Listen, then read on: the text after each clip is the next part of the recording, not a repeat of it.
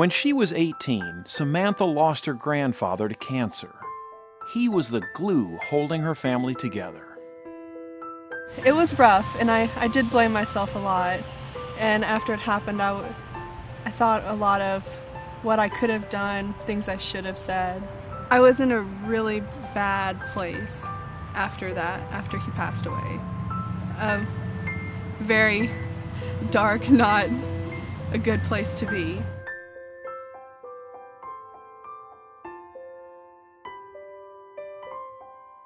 The experience of death is frightening for adults and children. It changes the way the entire family unit functions. The tragedy is that children and teenagers are just expected to deal with grief on their own. I had become kind of withdrawn from the family, and it was rough because I was trying to deal with it by myself, but I didn't quite know how. If children bottle up their feelings and never accept what's happened, it's very common for anger, guilt, and self-destructive behavior to take over their lives. In Portland, Oregon, there's a little boy named Dougie dying of cancer.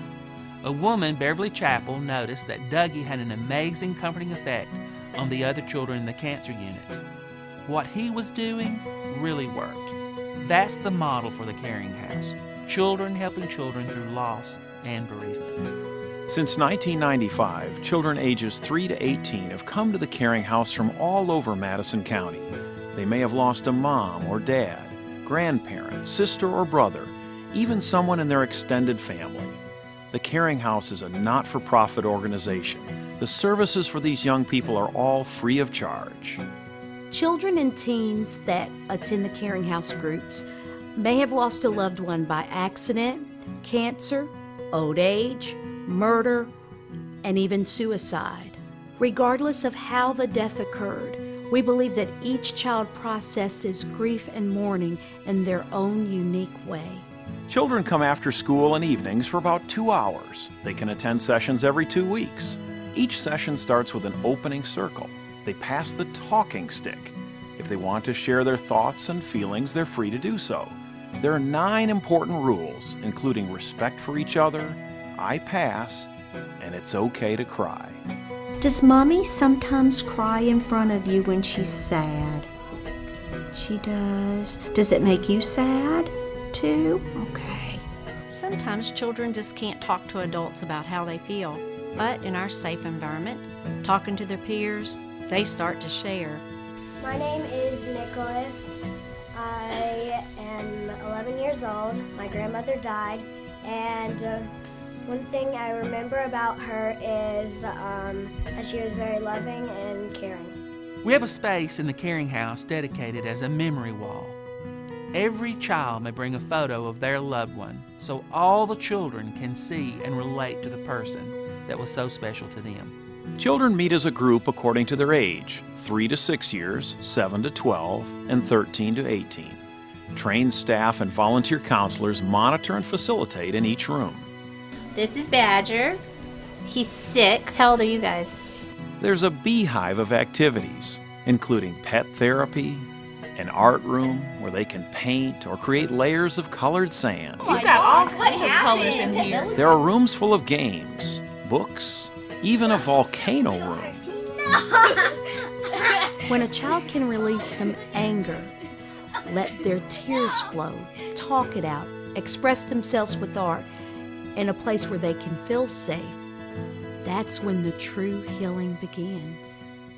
Counselors help parents too. Well, at the same time, once they drop their kids off here at the Caring House, they go to their group and they're able to talk about their loss from the adult perspective. So if the kids' needs are being met and adults' needs are being met, it's a healthy environment for both the children and the adults when they go home, and they can grieve together and they can understand each other. Some children come for a few weeks, some keep coming for 6 months. They'll get busy in the activities and then they don't want to leave at the end of the evening. Since 1995, the Caring House has helped hundreds of children in Madison County to gently move through the 3 phases of grief.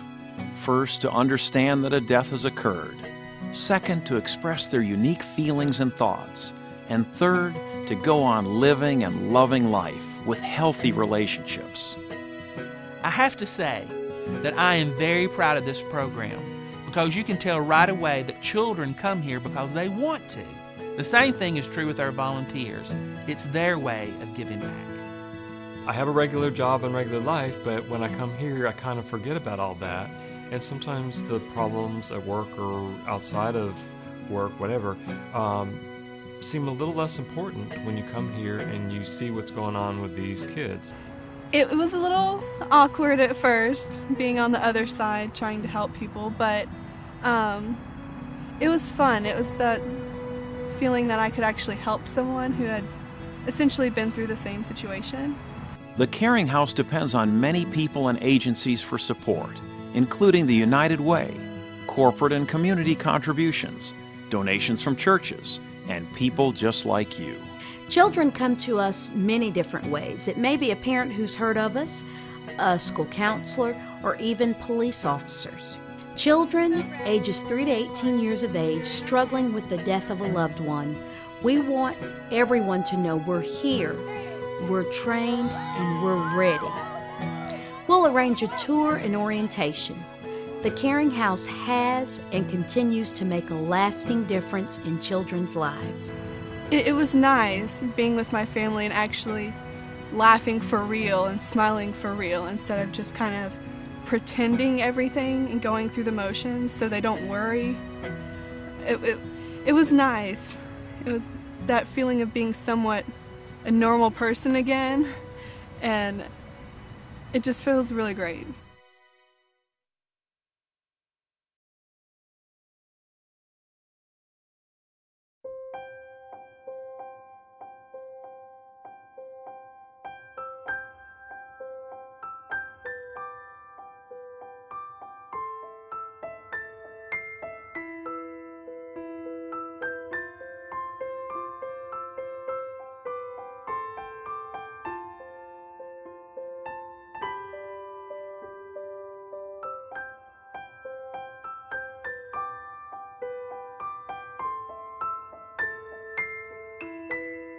This video is made possible by our grant underwriters, nLogic Corporation in Huntsville and Wells Fargo.